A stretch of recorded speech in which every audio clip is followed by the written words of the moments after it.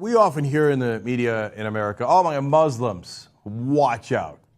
Terrorists, their religion is not like the other religion. A religion of peace? Of course not. Don't be ridiculous, right? I mean, these guys are far more inclined towards violence than other religions. Well, that's interesting. UC Berkeley, a political scientist, M. Stephen Fish, decided, hey, you know what? Why don't I check that out, see if that's true? Now, there's a lot of different ways that you can judge this, and there's a lot of different metrics you can use, but he thought, why not look at the murder rates in Muslim countries and non-Muslim countries and see how they relate? I mean, if there's something intrinsic to the religion of Islam that leads to violence, it might not just show itself in terms of terrorism or wars. And remember, it's not like the Muslims started the war in Iraq.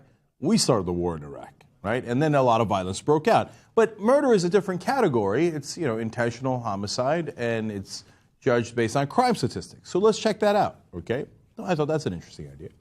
So he explains, predominantly Muslim countries average 2.4 murders per annum per 100,000 people, compared to 7.5 in non-Muslim countries. What? The percentage of the society that is made up of Muslims is an extraordinarily good predictor of a country's murder rate. So get a load of this. More Muslims equals less murder. Republicans, conservatives, all you, everybody in the media, go ahead. This is the time when your head explodes. And not due to Muslims. No way, man, I don't believe it. Oh, facts suck. No way. I read a poll that they like to have their women's heads covered. No, yeah, okay, that's all interesting, right? But these are the numbers. You can go check them yourself, okay? So the non-Muslim countries have murder rates 3 times higher. So now I know what a lot of smart people are thinking. Wait a minute now. There's a lot of different factors that go into that. Yeah, you're right. So let's just read up on the rest of the context of this, and then we'll talk about it. It says, more authoritarianism in Muslim countries does not account for the difference.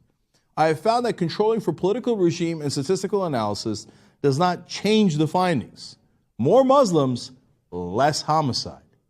So because if I would have thought the same thing. Hey, look, a lot of these countries, unfortunately, are under authoritarian leadership.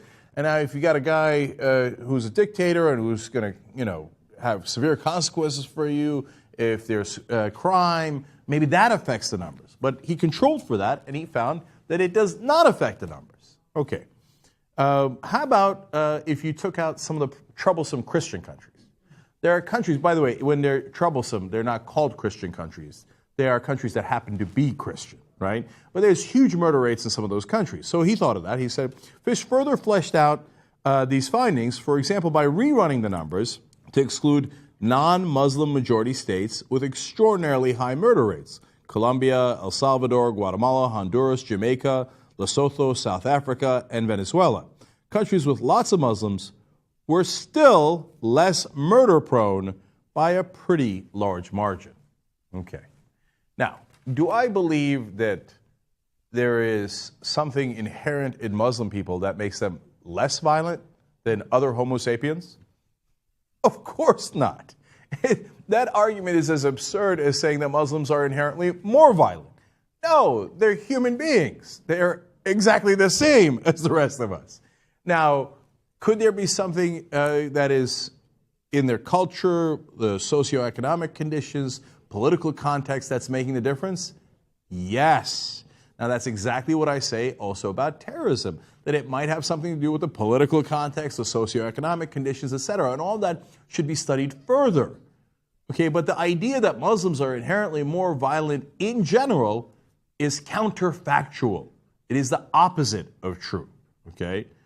So, now, again, it's not to say that Muslims are lovely people who float up on clouds and who have a different makeup than we do, okay? And who would never do anything wrong. Of course, there's still murders. It's not at the same rate, and there's got to be other explanations for it. But the idea that Muslims are more violent is just not only irrational, but just simply not true. It does not comport with the facts as we have them.